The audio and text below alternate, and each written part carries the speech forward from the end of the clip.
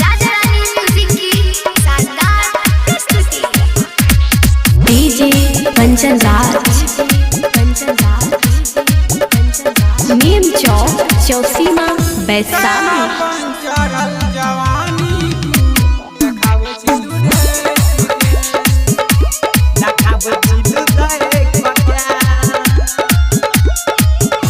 Road पर चले छी गे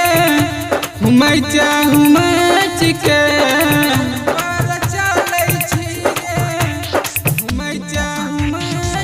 रोड पर चले छी गे घूमै घूमच के तया अपन चढ़ल जवानी तू देखाबै छी लुढ़ैक के दयापन चढ़ल जवानी तू देखाबै छी लुढ़ैक के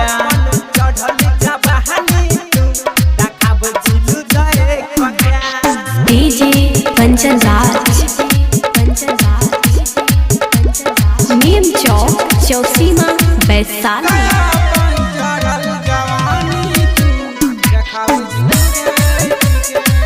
देखाबै छी लुढ़ैक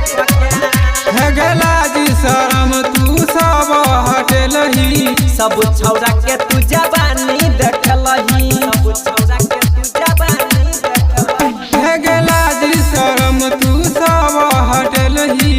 सब छौरा के तू जवानी देखलही सबटा छौरा देखी जैरा उठै छै हेगे सबटा छौरा देखही जैरा उठै छौ तया अपन चढ़ल जवानी तू देखाबै छी लुढ़ैक के दयापन चढ़ल जवानी तू देखाबै छी लुढ़ैक के दयापन चढ़ल जवानी तू देखाबै छी लुढ़ैक के डीजे कंचन राज नीम चौक चौसीमा बैसाली। चढ़ल जवानी तू देखाबै छी लुढ़ैक के देखाबै छी लुढ़ैक के हगे तोरा जवानी पर सब बेहाल छौ सब छोरा के जान तोरे पर ध्यान छौ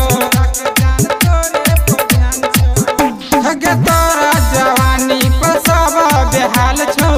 सब छोरा के जान तोरे पर ध्यान छौ राइटर नीतीश कह चल नहीं तू ऐठ के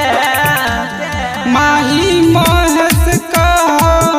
चल नहीं तू ऐठ के दयापन चढ़ल जवानी तू देखाबै छी लुढ़ैक के अपन चढ़ल जवानी तू देखाबै छी लुढ़ैक के। राजारानी म्यूजिक की शानदार प्रस्तुति।